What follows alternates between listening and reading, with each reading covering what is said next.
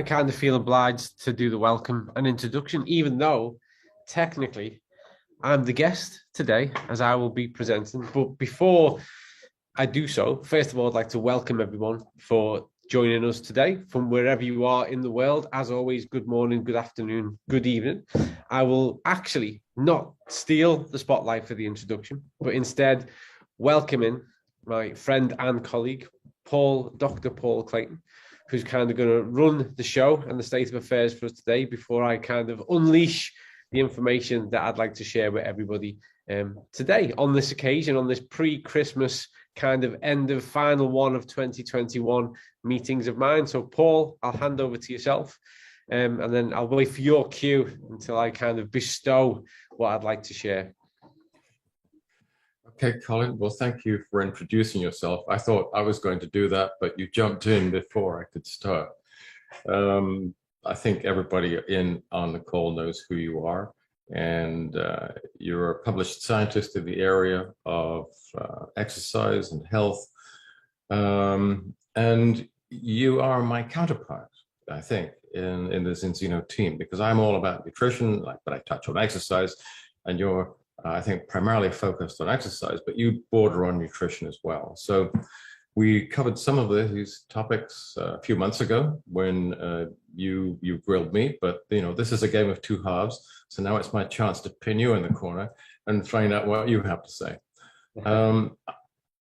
When it comes to exercise and its importance for human health and well-being, I'm absolutely on board with you about that. And I know that, the famous quote from Hippocrates is, "Let your food be your medicine." That is an absolute incorrect idea. He didn't say that at all. What Hippocrates actually said is walking is the best medicine. Not many people know that, but he's on your team rather than on mine. And then he sort of hedged his bets and said, well, okay, maybe I wasn't quite right. Food and exercise work together to produce health. So I think we're sort of following a long way after Hippocrates' footsteps. Now we know that exercise and health are intimately connected. We know that exercise is particularly important in terms of brain health as well as cardiovascular, which I know people focus on a lot. And I hope we'll have time to touch on all of these topics. Why don't we kick off, Colin, by you telling us a little bit about how you feel exercise fits into the overall Enzino message. Yeah, and yeah, thanks, Paul. Yeah, and I totally agree. I think that we do have a coming together and a central area where our interests directly overlap. And I think further to that point you made, I often use the phrase that movement is medicine. Every single aspect of the human system is enhanced when we move the right way. Because of that association through movement, in its most extreme form, we get to a kind of elite sports performance. And a concern that I have is that, and I've functioned and I've worked in that area for way over 2 decades now. The concern I have is that when I look across the board at how people are picking up on the physical activity message and the exercise message, what they see is this notion of, well, sport is the pinnacle, so I should take from that. That's how I should be, and that's what I should do.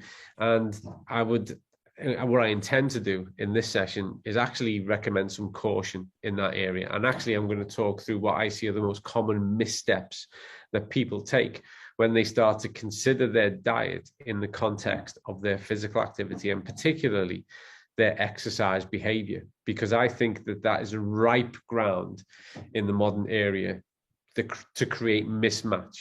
But I think that right through the middle of getting that right is exactly where Enzino sits. And I'll kind of build to that towards the end of I've got a few slides that I'd like to share to take people through those common missteps. But even before we get there, just to give away the ending before we arrive, is the quality of your diet wholly determines the quality of the outcome of your adaptation to the exercise you participate in. And all too often, people misconstrue, misinterpret the sport, the elite performance, and what it takes to function at that level. And in doing so, undermine not only their own performance, that's second to it, they undermine their own health. And they also bring about, more often than not, a negative experience, which means they disengage. And this becomes a real stumbling block and a problem. Well, you know how many gym memberships that you get for Christmas presents after the first week of January, they're gone. They never get used again, which is why those introductory offers are so cheap. And the numbers of exercise bicycles and rowing machines in the attics and cellars of the nation are legendary. I am absolutely on board with you about this. I went to a very puritanical school in Edinburgh, and I was versed in the 3 R's, which were running, rugby, and rowing. And that was very much a part of my growing up. So physical exercise has run through my life ever since I can remember. I take your point on board about the dangers of creating this illusion of physical exercise derived from elite sports. It's actually not a good thing. And I've seen, and you have, I'm sure, plenty of people with overuse injuries and other kinds of adverse health outcomes. So let's step back from that and concentrate instead on people who do perhaps a little bit of exercise, not much, or not particularly physically fit. What are the health implications of a lack of movement, a lack of physical exercise? Well, I mean, that's really interesting, isn't it? Because just recently, as I'm sure you're aware, Paul, the World Health Organization updated its status with regards to the components that put you at the greatest risk of developing non-communicable diseases, and with regards to your susceptibility to infection.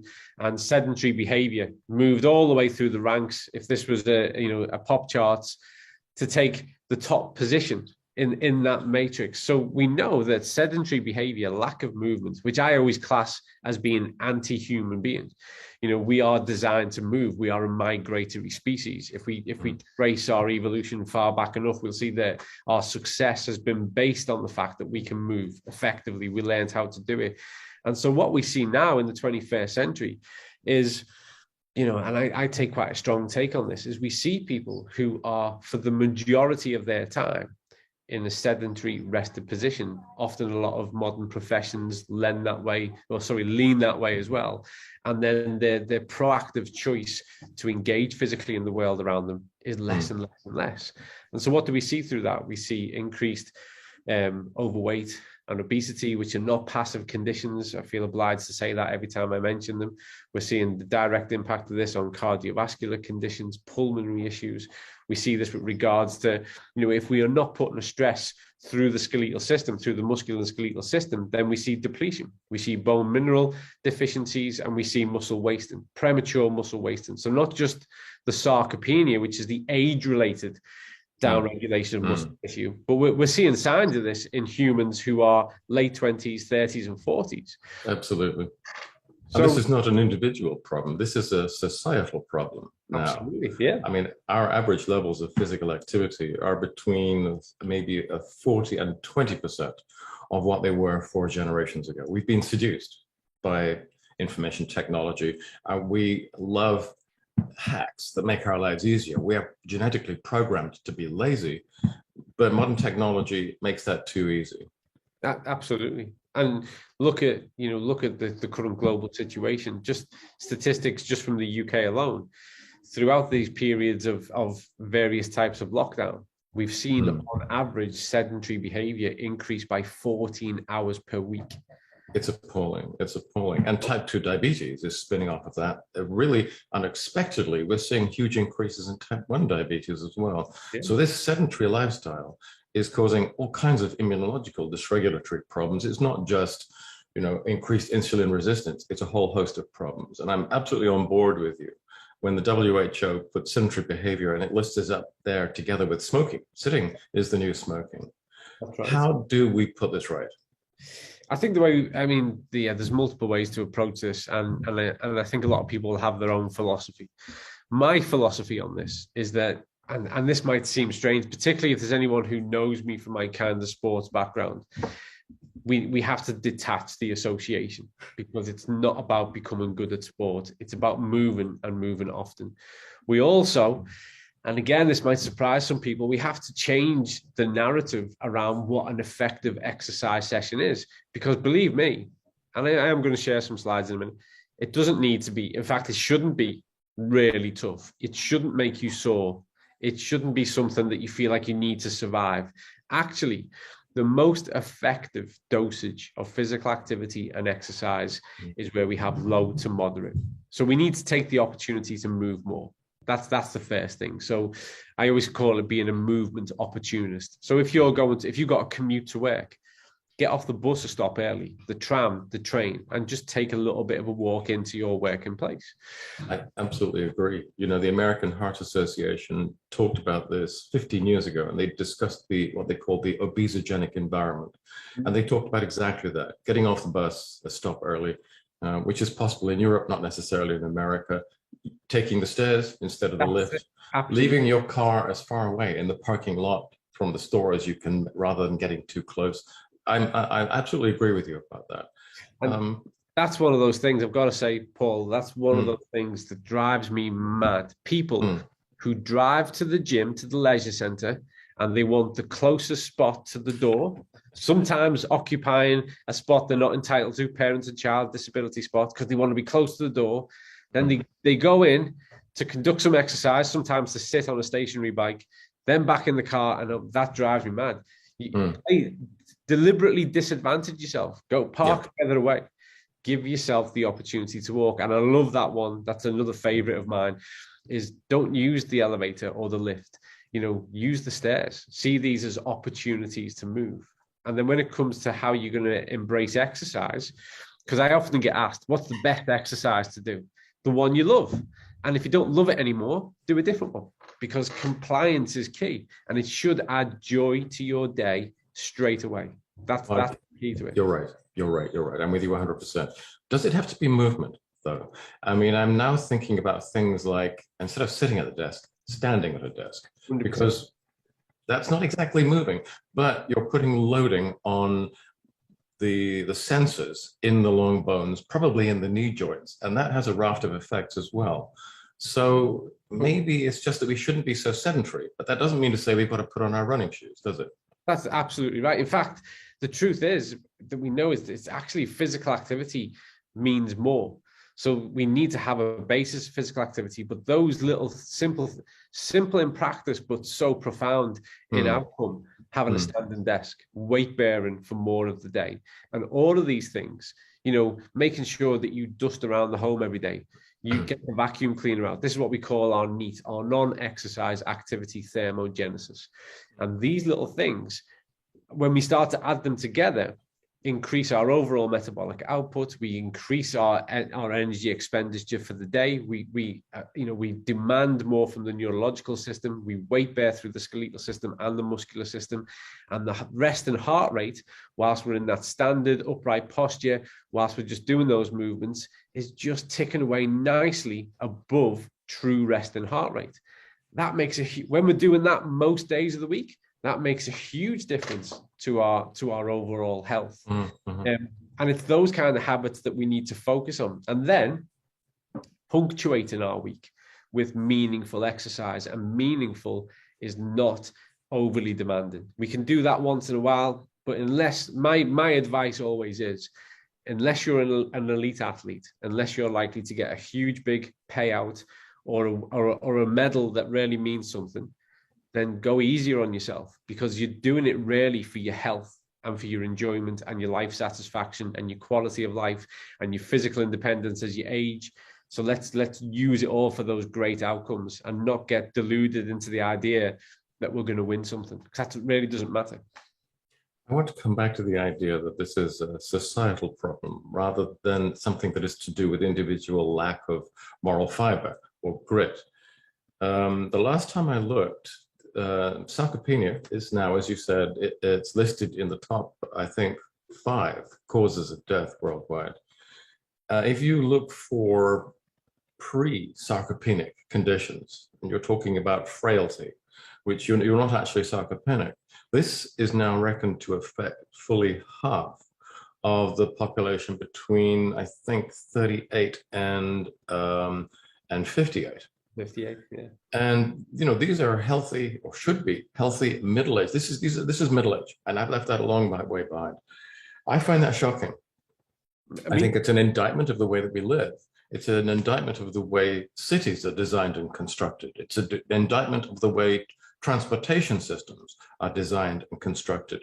We're up against some very complex and interconnected problems which militate against increasing your levels of physical activity. You're talking about, I think, social reform as well, aren't you? For sure. We need to look at how we design our living spaces. Because for a long time, as you've already hit upon, we've designed these around aesthetics. There's nothing wrong with that. But when we look at how we interact with our living spaces within those suburban, urban, and inner city areas, we need to start to look at how we can prioritize, preserve, and extend those allocations of space that encourage people to move, time over time. And we can see this on kind of the equivalent of a heat map. When you look at those kind of city areas and how there's been an overall reduction of park space. So not only the space itself, but the numbers of spaces have reduced over time. So there's less opportunity for people to engage in an area that's not dominated by traffic. When we look at and this is causing a fury in the UK, cycle lanes and pedestrian lanes. There is such a raw debate over this notion. This should be something that we celebrate, and we should be seeing every opportunity we can to make it so that somebody can have a safe journey that is self-perpetuated. So that if someone wants to cycle, to jog, to walk, to whatever means, to work, to school, that they can do that. Because currently we have a system at large that minimalizes it. And actually, to some extent, people are taking a risk by doing so. And so we do need to look at how we design our spaces as we move forward. And just a final point on this societal change, we need to bring about a change in attitude. And I love sharing this because it's true. So anytime I've been down to Australia and I've been for a run, and this is in Sydney, this is up in Brisbane, anytime I've been for a run, I will see people and they'll go, "Good on you," and encourage you on. "Good on you, mate," like left, right, and center. We have a very different cultural experience in the UK and in various parts of Europe. And you get a bit of a difference across the States, in my experience, where almost you'll be ridiculed for the same behavior and seen as convenience. We need that societal mind shift that actually sees somebody who is owning their own health, who's being accountable for themselves, who is trying to live a little bit more each day, and that should be celebrated. That should be seen as an example of good practice, and almost as like community role models. That should be celebrated and not kind of minimalized. Yeah.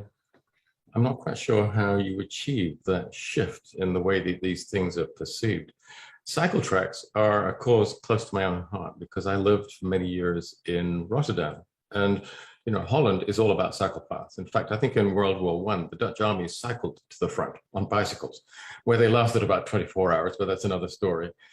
And it's true that in some environments, it's almost impossible to walk or cycle. I mean, America, the United States, is really bad in that respect. I remember being in Dallas once, looking out of my hotel window, and I could see a restaurant, which was probably 200 yards away. And I went downstairs to the lobby and said, "How do I walk there?" Because it was just motorways everywhere. And they said, "Oh, you can't walk, you have to drive." Yeah. And we have created environments which make physical activity very, very difficult. And then you end up going to the gym, and then you end up, if you're not careful, with delayed onset muscle pain and stiffness. And that is a huge counter-incentive. I don't think that's natural. Let's talk about that, if you don't mind, before we come back to your original train of thought. In the wild, animals don't get DOMS. No, it's true. And interestingly, if you look across the scientific, this always, by the way, in sports science, the DOMS, the delayed onset of muscle soreness debate always causes a heated debate. There is no consensus. We don't fully know. It's not been identified the actual cause of DOMS. And there will be people who'd say, well, we know it's this and we know it's that, and we don't. Not when you look across the wealth of the evidence. We don't know why it happens. But interestingly, what can be observed consistently, and there is a wealth of research in this area, and this actually comes back to a subject certainly close to your heart and to mine, is that when we see people who are above 8% of their omega-3 index, And when we see the cellular ratio at the levels that we'd like them to be at, one of the key things elite athletes and recreational athletes start to report and experience is less or no muscle soreness related to exercise performance. Absolutely. And that's consistent. That's one of the biggest take homes there is around that area in sports performance. There are some other aspects about increased anabolic response, decreased catabolism, but the key one that this consistent across is that when we're at that point, we don't experience it. And that to me really says everything about the status and where we're at with regards to first of all, the importance of that index, what it means at a cellular and a gross physiological level, the reason why the mechanisms that underlie the experience of it are probably partly kind of initiated by the intensity of the exercise, but largely due to the system that's not ready to receive the stimulus. And we know that across the board, it's all about send and receive when it comes to any kind of stimulus. And my feelings right now, and I think this is where interestingly the research is heading, is that we're going to unveil more and more. It's the state of receivership that in the context of this. I would say that DOMS is entirely unnatural. You know, the idea that in the Serengeti, every morning the antelope wakes up and knows it's got to be faster than the fastest lion, and the lion wakes up and knows that it's got to be faster than the slowest antelope. You can't afford DOMS in that kind of setting. So I would say that DOMS is another epiphenomenon that is very much related to the sad state of the modern diet. And further to that, it's interesting because I've looked, I don't know of any report of the sensation of DOMS that goes, certainly when you look at the earliest writings that go back to Flavius, which is AD 46, looking at the preparation of athletes and the treatises of health. So these really early documents, almost 2,000 years old, that actually have a real rich tapestry of information with regards to the physical experience and the physiological change. They're even talking about periodization of training and nutrition, and yet there's no mention of the soreness related to exercise. And again, if we go back further, we can talk about animal survival. How would we survive as a species if we had been unable every other day to outmaneuver our predators? So I totally agree. It's an unnatural phenomenon. And what backs that up consistently is that when we see people who are above, preferably towards 10% of that omega-3 index, water's less or non-existent. So we need to spread that as more of the kind of awareness, and that to be the set point as a part of athletic preparation. I think that if we step back from the athletic stuff for a moment, I think that if you do have DOMS, the worse the DOMS is, it's actually indicative of a more pro-inflammatory state. And that is going to manifest itself down the road in a variety of other pathological conditions. I think that goes together. Absolutely. And then we have this notion, which is bizarre, because I've spent much of my time within sports performance has been looking at recovery. So recovery methods and how we better adapt and manage athletes in the wake of training and participation. And, the DOMS signal that can be so debilitating. Some people experience DOMS to such an extent that they will say, I couldn't possibly exercise today. Yeah. Now, that comes at a cost when you're trying to develop an individual to improve, because every day matters. But also within that actually functions outside of what we understand in the terms of physiological adaptative rates. So in a normal environment, what we should have is the training stimulus. And so long as that's appropriated at the right intensity, then that should send that signal. So we have a level of catabolism that's induced. This prompts that acute pro-inflammatory response. We get the anabolic wave in the wake of that. But really, from an architectural and a sensational point of view, we should be really quite keen and ready, raring to go in approximately 20 hours' time. But what we see when we get pronounced DOMS is a person who can barely move sometimes. Yeah.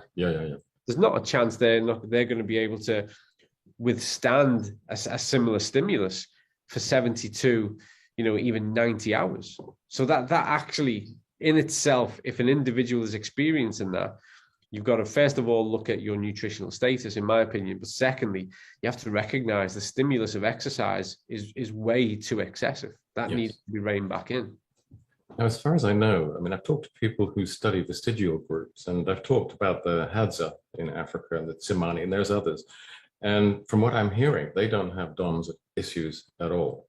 Now, bringing that back to the people that we interact with directly, you in the UK and me at the moment in the United States, I think that there's a role for telling people, even before you start a physical education and program, a physical activity program, you should think about priming yourself, getting that 6:3 ratio down to a point where once you do start, you're not going to be demotivated by crippling DOMs.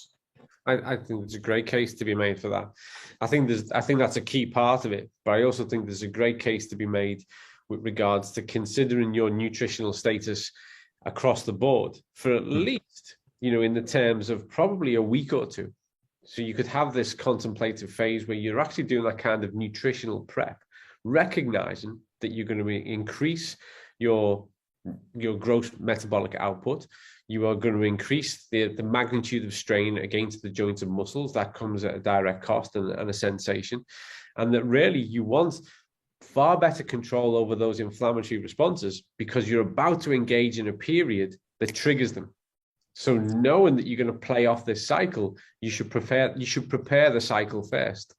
Absolutely. But if you're going to use something like balance oil to do that, you're going to need to initiate that program a little bit earlier than that. It's absolutely. Going to take you a while.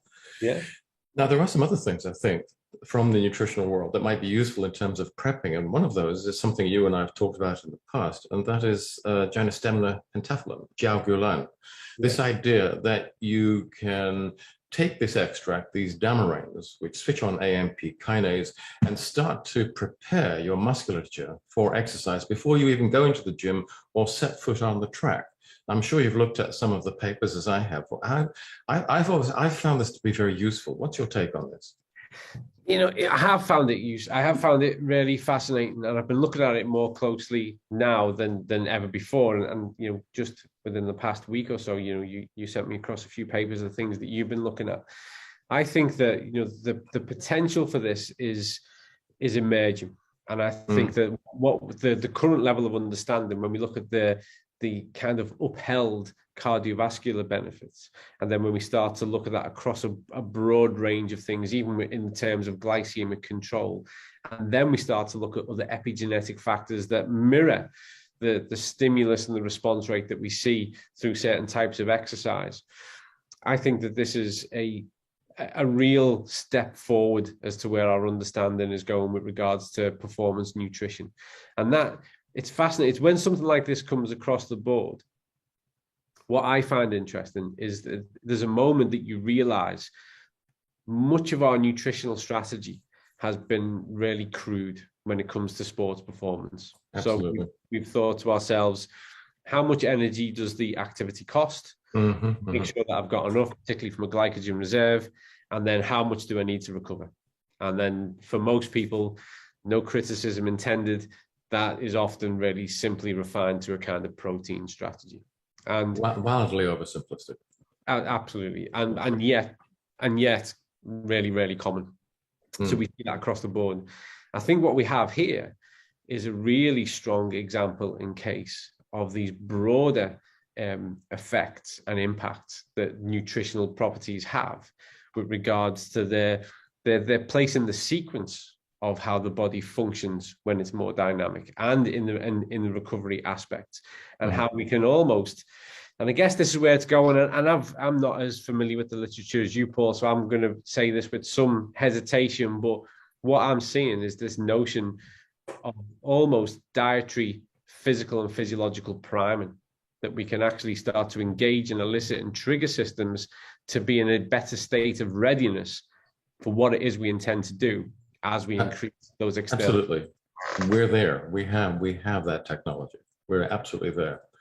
Could we, I know you have some slides to show, but I wonder, before we get into that, you touched on insulin resistance, and of course that's a massive problem when you consider the numbers of people with type 2 diabetes or what used to be known as preclinical diabetes, metabolic syndrome, whatever you want to call it, which is not only extraordinarily prevalent, but it's also imposing an absolutely huge burden on healthcare systems everywhere. So that's one area where increased physical fitness, increased physical exercise is going to play an important role.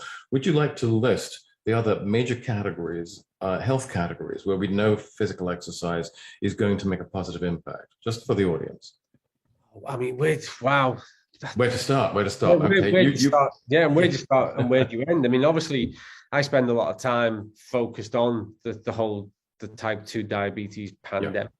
And what we're looking at as we look down the tunnel with regards to pre-diabetes and those increasing numbers. So insulin sensitivity and how that's enhanced and improved through physical activity, regular physical activity and exercise engagement is a given. It's a surefire way to take control of that situation. When we look at the cardiovascular benefits of exercise, it's interesting, and forgive me because I don't want to make light of this situation, but when these recent times fell upon us and the newspapers started to report, look at this really fit person, even they got the virus. The only people who should be surprised by that were people who know nothing about exercise and fitness. That they should be the only people who are surprised, because as we know, the higher intensities you train at, the greater your infection susceptibility is, and you're putting far more stress on the immune system. So up to a point, because you can interfere there too, or you can modulate that process. And we could talk about the 1,3,1,6 beta glucans and exercising to exhaustion in heated environments. And there's some really interesting data coming out from that. But that's pretty specialized. That's for the elites. And I think as a general case, you're right, but there's exceptions. That's all. Yeah, and the thing is that people don't realize is that when we deal with the elites, and as an environmental physiologist, they are every aspect of their function and performance in under those conditions is managed, and it's contained and it's fed forward. But when we take a step back and we just look at those people who are making the headlines, and we're looking at the impact that it has as to why you will be susceptible through these choices that you make. Well, exercise at the right rate really does bolster the immune response. Exercise at the right rate is going to bolster your aerobic and cardiovascular fitness. It's going to increase your overall exercise and therefore physical tolerance and physiological tolerance. It still is. I mean, diet management of weight should be how we just structure our daily life. But exercise management of weight with regards to the proactive epigenetic effect of it is unparalleled. There's not yet something that we can, and I know that there's some unscrupulous people who try, but there's not yet something that you can put in a tin that brings about the same change, because it's all about gaseous exchange. It's all about metabolic factors that alter as we work through different levels of intensity, and therefore how we utilize available energy systems. And I need to emphasize is that we don't need to be up at the upper limits to achieve the maximal benefits of this. And in fact, low to moderate shows to be the ripest ground. And all of these things, when we look at bone mineral density, strength training, and any women, any females who are listening, you should be more focused on strength training than the men, because you're more susceptible to age-related changes with regards to osteoarthritis. And so it's in your interest to do some type of strength training. But the problem is, people think strength training is bodybuilding. It's not. Bodybuilding is right in that sports category again. You don't need to go there to effectively strength train. When we look at our physical independence as we age, that's directly correlated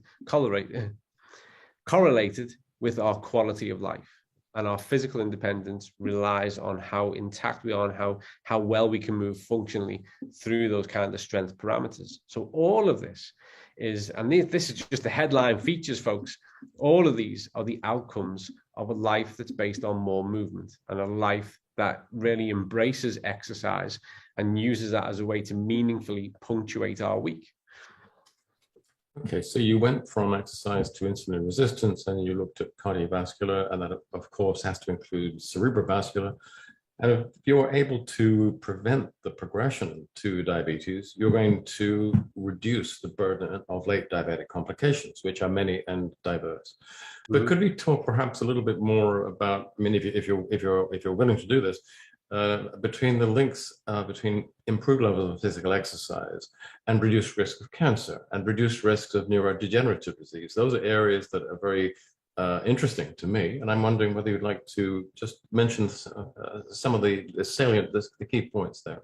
Yeah, I mean that again is a huge area that I function within the UK, particularly when it comes to the impact of exercise on people who are undergoing treatments for cancer, and certainly in the recovery stages of cancer. And this sounds like one of those throwaway statistics, but if we look across the board, and certainly the most recent consensus statement through the British Medical Journal, treatment for cancer is enhanced by anywhere up to 70% if the patient is undergoing a program of structured physical activity and exercise rehabilitation. And there's multiple reasons why, because we see an upregulation of all systems and the direct consequence and knock-on effect of the immune response as a part of that. When people are undergoing treatment for cancer, then obviously their immune system takes a huge hit. And the right level of physical activity and exercise is a great way to counteract that. But there's a huge nutritional strategy at play as well. But if we look at the preventatives, so let's take a step back a moment. When we look at, and people are often a bit skeptical about preventative health because they see it as the non-measurable aspect, but I think it's perfectly measurable because it's where we change those statistics around the ever-increasing amount of poor health. But when we look at the impact and why people who exercise frequently and are physically active are less likely to develop certain types of cancer, well, it's all the same, but in reverse. So we see, if we look at what's at the heart and the primary cause of most cancers, whether it's tumor growth or proliferation of the cell, obviously there are genetic factors at play in some, but the top 4 cancers are lifestyle cancers. And that's just a fact. When we look at how many people are affected, and exercise behaviors in themselves counteract a vast majority of what those lifestyle factors will present in the development of cancer. So for that alone, and in a simplified terms such as that, exercise counteracting that. But the other thing about exercise, and this is more behavioral now, Paul, is that when we see people who are more aligned to a structured physical activity and exercise regime, then their other health behaviors come along with that. That's right, yeah. They're likely to reduce those other negative health behaviors. Less likely to smoke, less likely to eat junk food. This is not a new idea. We started off with Hippocrates, but we don't have to get as far back as that. Have you come across the name Anna Aslan before? No. Tell me. Oh, she's a really interesting character. She was a Romanian biologist and a doctor, and she was born at the tail end of the 19th century, and she was around until about the 50s or 60s.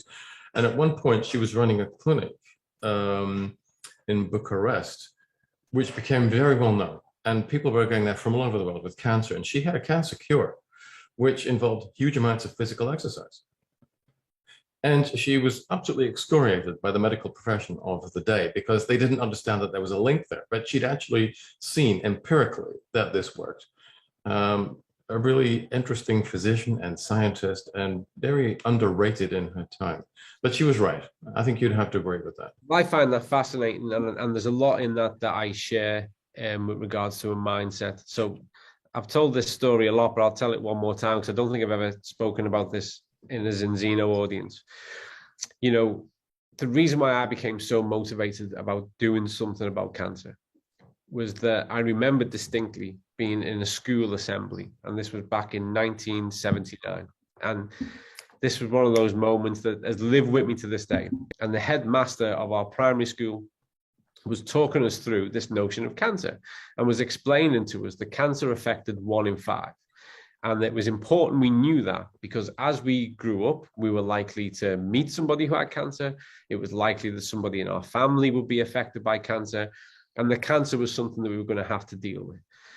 We now live in a world where certainly if you were born after 1960, well, actually cancer rates are now a 1 in 2. 50%.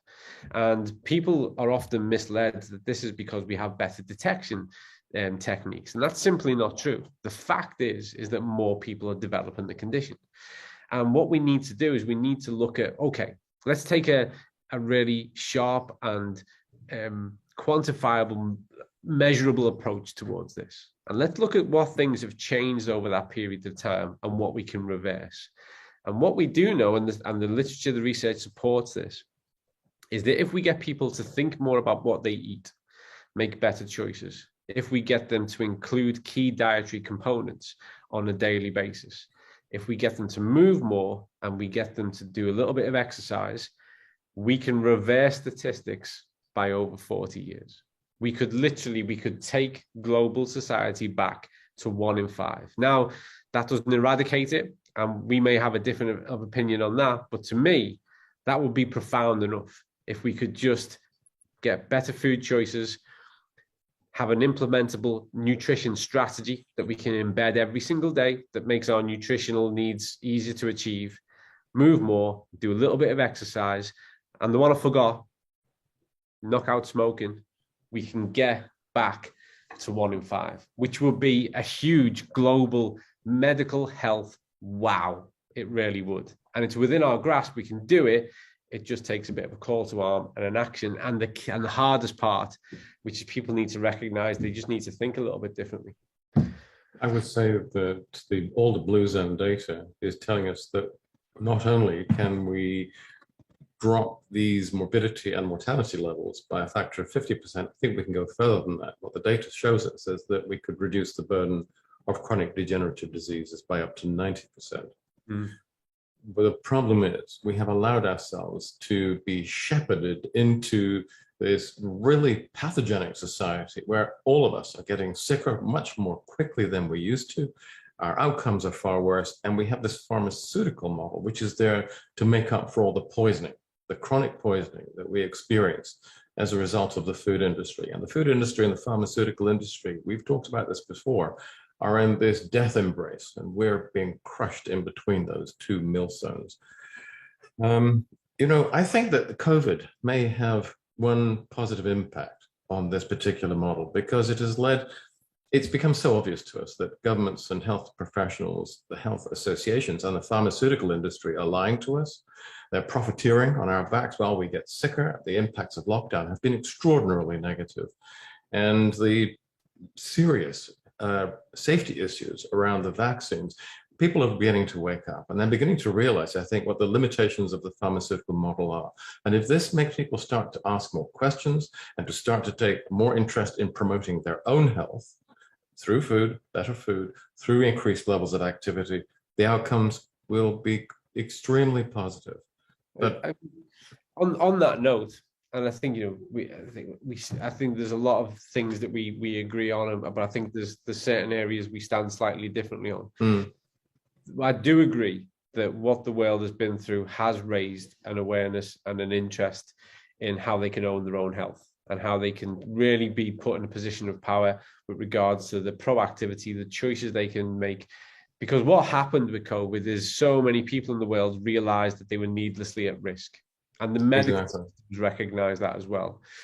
And my state on modern medicine is incredible. If you step outside and you get hit by a car, you need to ring an ambulance. You don't need a supplement, and you don't need... You're talking about acute care, acute medicine, and modern medicine is fantastically good at that.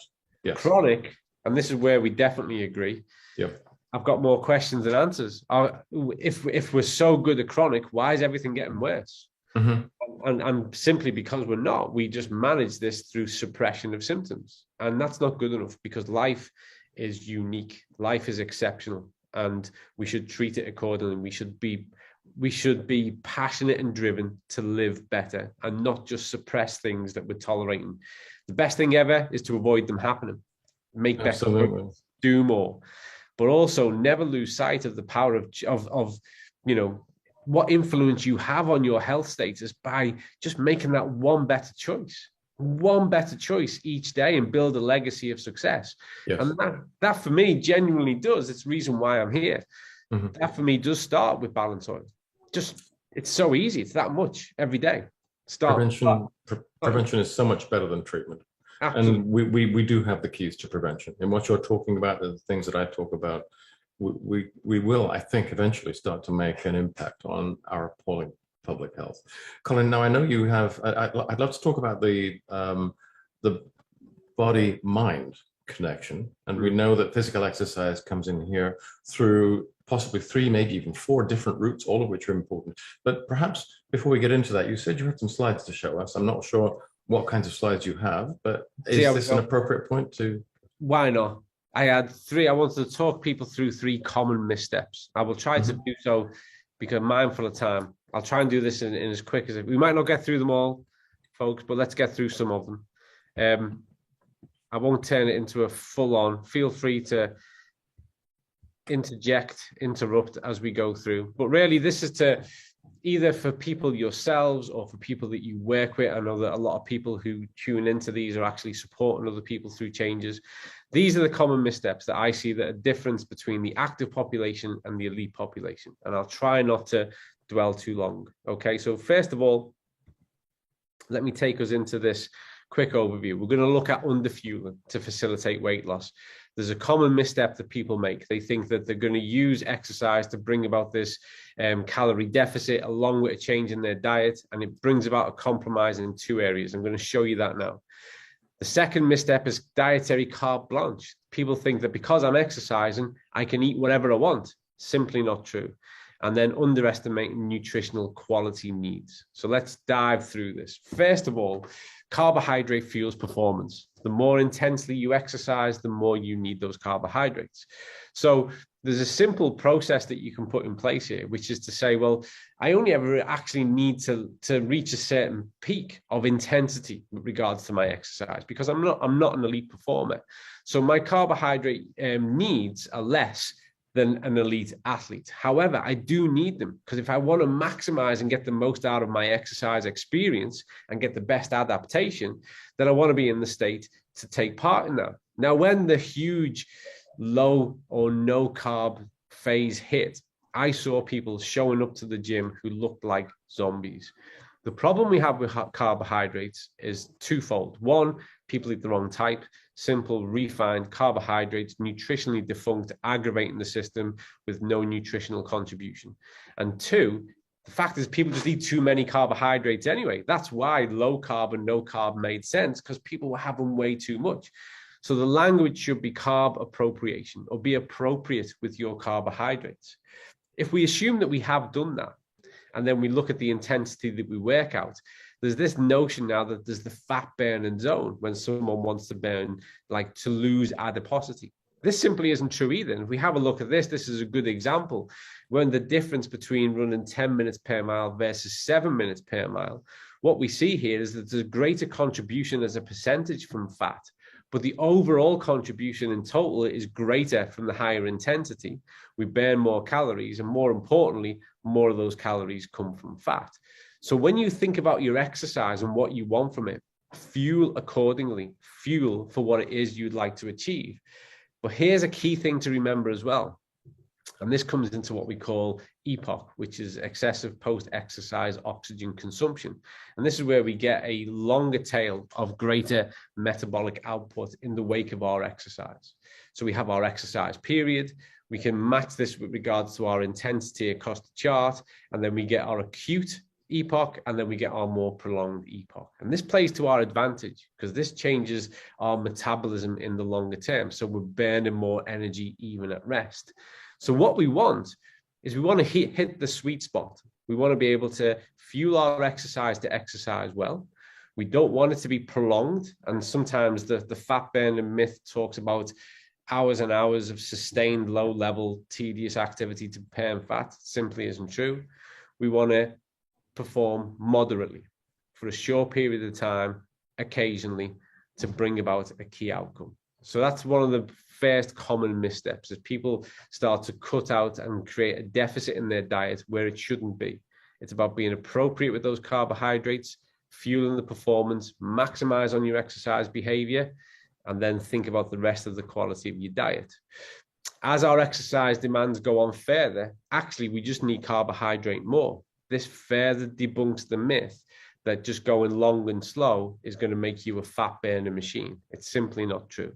So consider these things when you start to engage, make your exercise meaningful and fuel for the activity that you intend to do. Now, you cannot out-exercise a diet, no matter how hard you try, okay? And we're going to go through this simply. 30 minutes of exercise is 2% of your day. So 98% of your day, you're not that. So don't think that that investment is going to come good on everything else. The average exercise session burns around about 300 to 400 kcal. And we see this a lot across social media. Someone's done a park run and then they say, great, I can eat what I want now. And they reach for the chocolate bar. It doesn't matter. It's still going to invoke a systemic inflammatory response. It's still going to bring about all that chaos that comes with refined sugar, and it's going to hit you with 200 to 300 kcal of empty calories, no nutritional benefit.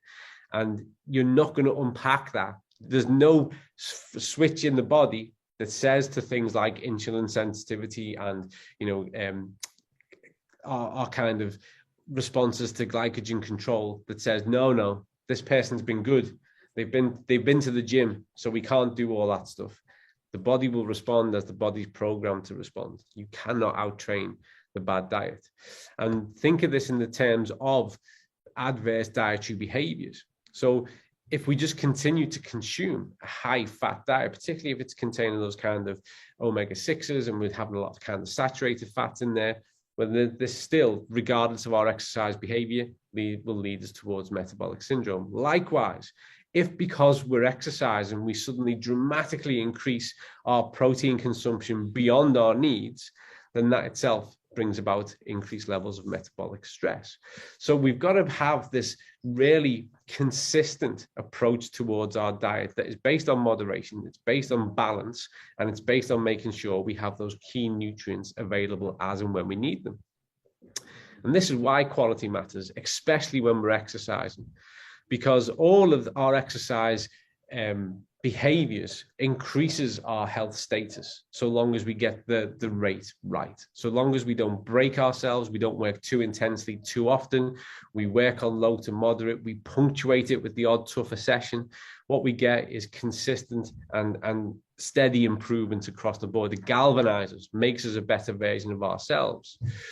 But we need to recognize that as we go to those more intense levels, then the infection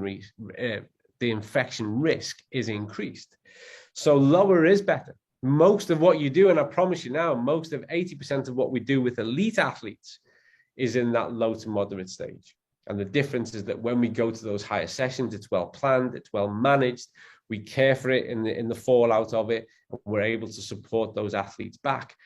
That's not us. We're just regular people in life doing normal jobs and managing our own health.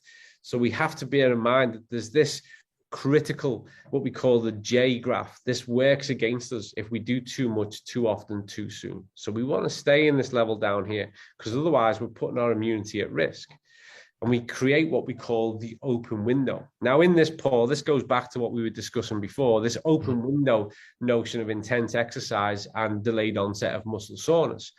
These are warning signs. This is a case of that we've done too much too soon, we've overloaded the system excessively, but more importantly, the system probably wasn't primed to deal with it. And certainly having better control of our inflammatory markers and response is a key way to reduce this window and make it so that this window doesn't work against us.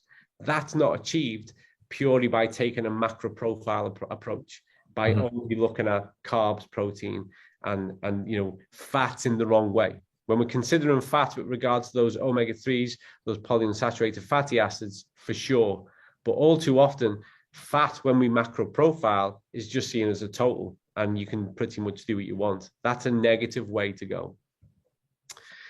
The reason why these micros are important, and this is as simple as I could put it across, is that immune function is driven by it. It's a key essential part of the communications of network of immune control and response. These have to be there in sufficient numbers for that system to communicate and protect us, preserve us, galvanize us, and recover us. If they're not, it simply doesn't happen and the system falls down.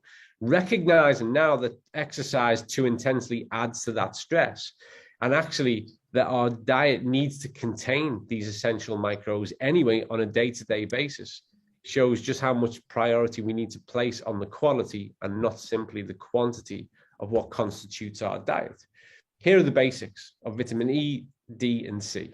And we can see here how they are implicated within that fundamental response. And again, this is as simple as I can make it.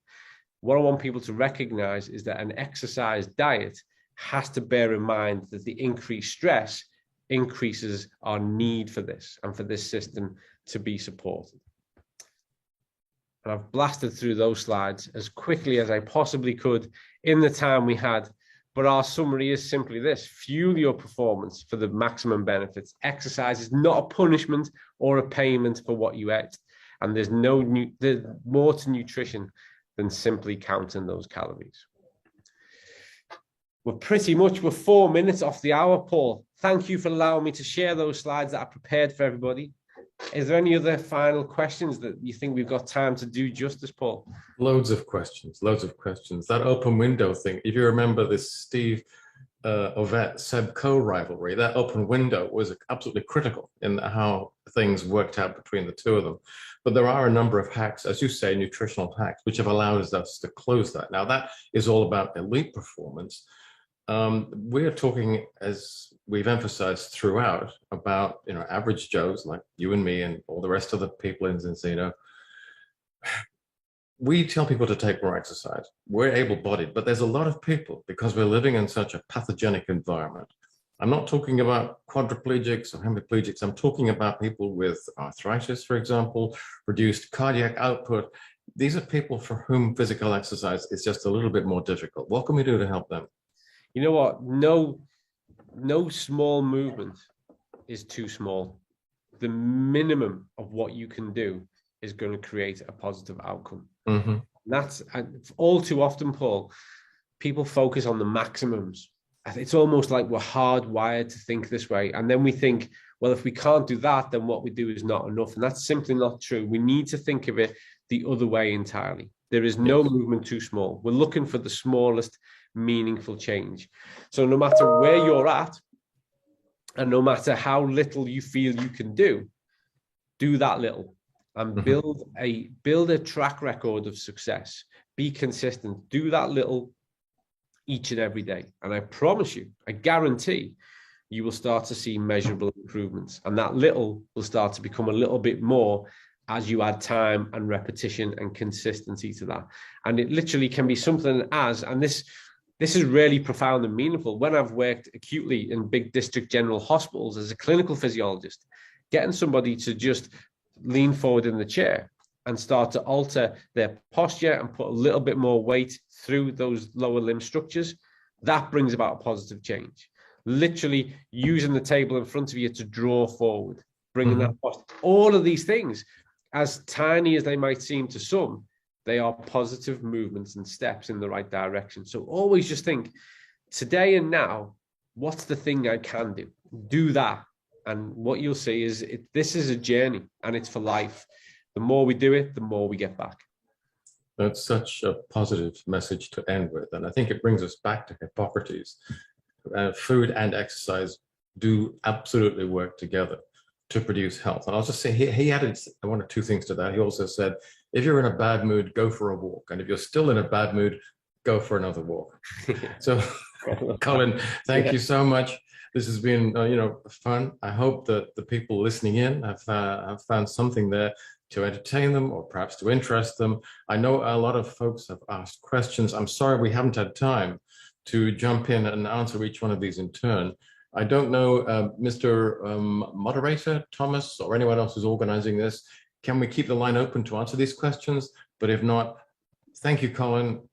We'll meet again. Perhaps we'll have a third match sometime in the new year.